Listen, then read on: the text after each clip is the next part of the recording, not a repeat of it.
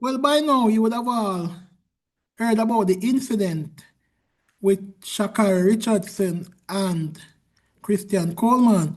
Now, it was speculated for quite a while that both parties were in a relationship, and of course, those in the track and field community would have realized that this was indeed true. Now, Shacarri Richardson has reportedly, allegedly, been playing both sides of the fence for quite a while, allegedly. So a lot of person was in shock that she was dating Christian Coleman, but those who follow track and field would know that both persons were an item. Now, Shacarri Richardson is the 2023 world champion, and Christian Coleman is the 2019 world champion, both at the 100 meter. So, both persons are top dogs basically in track and field. It was alleged, even though it was caught on tape, I still have to say alleged. It was alleged that over the weekend leading up to the US National Championship, Shacarri Richardson assaulted Christian Coleman. It was caught on camera at the Seattle Tacoma International Airport. It was alleged that she tried to yank his bag and then he stepped away from her and she walked him down and shoved him. And on top of it, she threw what may have been a earphone at him. Now, she was arrested on fourth-degree domestic violence charges, but no charges was pressed, and it was pointed out that Christian Coleman decided that he didn't want to go further with the case. In fact, Christian Coleman came out and stated that she is a flawed individual. Of course, we all know this Christian Coleman. And of course, she has things to work on, he has things to work on, and I have things to work on. Well, Mr. Coleman, you and her have things to work on in terms of having a violent relationship, allegedly. I don't have anything to work on because I don't have a violent relationship or entertain a violent relationship. But I get where you're coming from. Now, a lot of persons have been drawing conclusion to the Fred Curley situation, and I will point out that indeed you guys are off correct. Why do I say you guys are off correct?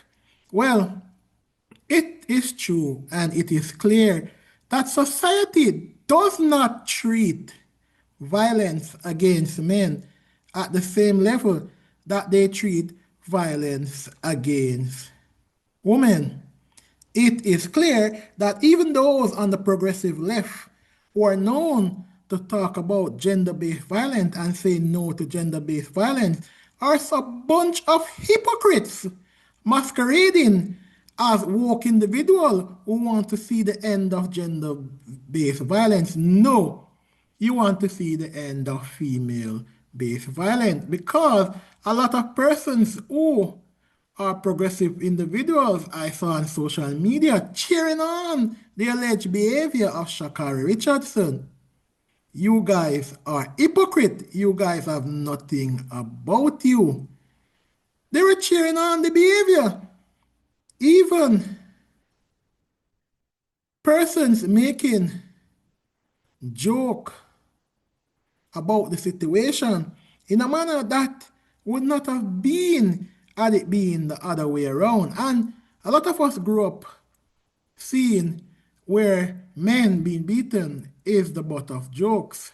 Men being assaulted by other men in prison is the butt of jokes, pun intended.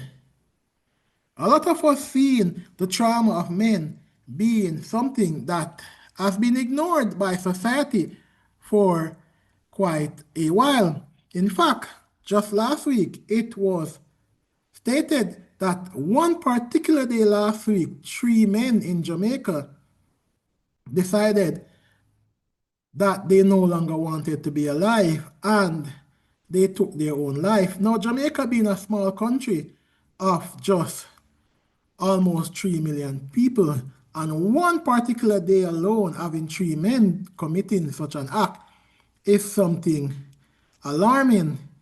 In fact, it is said that men decide that they don't want to live at a rate of 7 to 1 compared to female.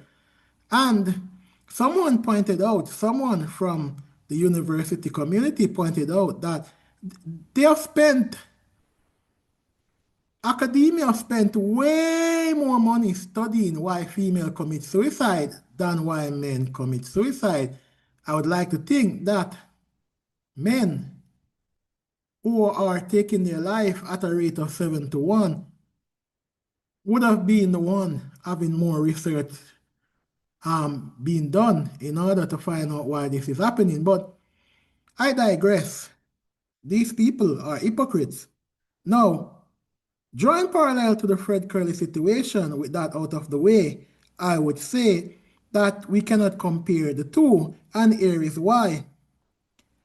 Fred Curley and his alleged assault on Alisa Johnson, also a track and field athlete, but not as highly talented as the Shacarri Richardson Christian Coleman combination from a sporting perspective. Alicia Johnson, a good hurdler, was allegedly assaulted by Fred Curley. Now, the difference with both situations is that one, Christian Coleman and Shacarri Richardson were in a relationship. Fred Curley and Alicia Johnson were not in a relationship, and it seems as if, based on report, that Alicia Johnson wanted nothing to do with Fred Curley. That is one. And two, in terms of a difference, is that Christian Coleman has forgiven Shacarri Richardson and has decided not to press charges, whereas in the other situation, that has not been the case. Now, I'm not supporting gender-based violence, and I tell you the big elephant in the room is that they are biased and evil when it comes to situation affecting men. But at the same time, I cannot pretend that these two situations are similar. I have to point out that basically there are what we call in law mitigating circumstances that would make both cases be different. And this is something that I've noticed even from the so-called woke community, where they don't seem to understand that every single case has different circumstances. Every single case has what is referred to as mitigating circumstances. Now, by the letter of the law, for an example, if I were to walk up to someone and decide to end them, and a next person was to walk up to someone and decided to end them, while to the average mind, that would both look as if they were equal in terms of offense. The reality is there are mitigating circumstances in both incidents that would determine what form of culpability I should be liable for.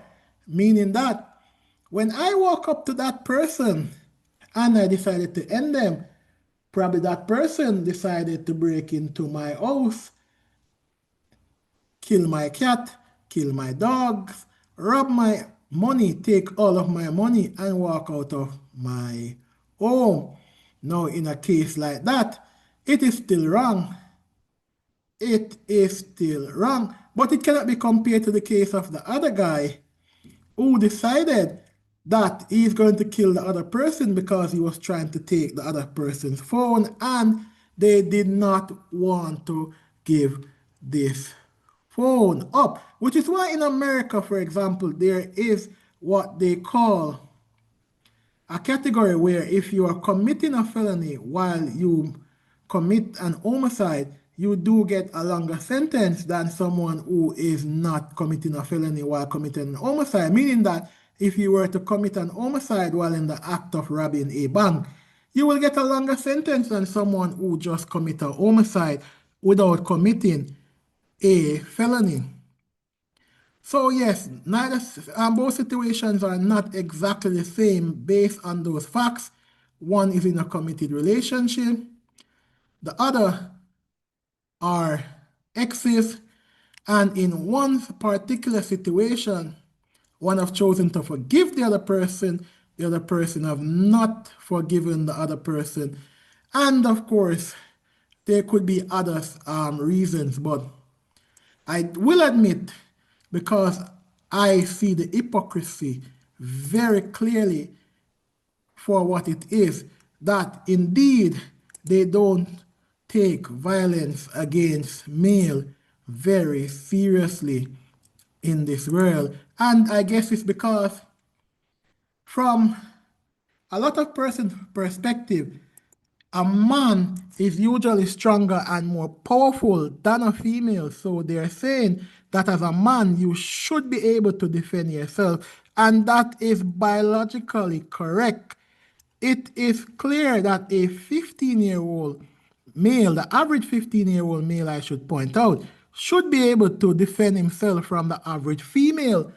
And for someone like Christian Coleman, who is someone who works out, keep fit, he should be able to defend himself from most female who are not professional fighters, professional boxers, which means that if Christian Coleman wanted to, he could have easily subdued Shacarri Richardson. But what a lot of persons are not understanding, they are not understanding the societal factor, which means that if you're to defend yourself against a female, it will come with a lot of consequences that a lot of persons who are in certain position in their particular field would not want to endure. So I must say, I applaud Christian Coleman for his restraint and for his ability to walk out of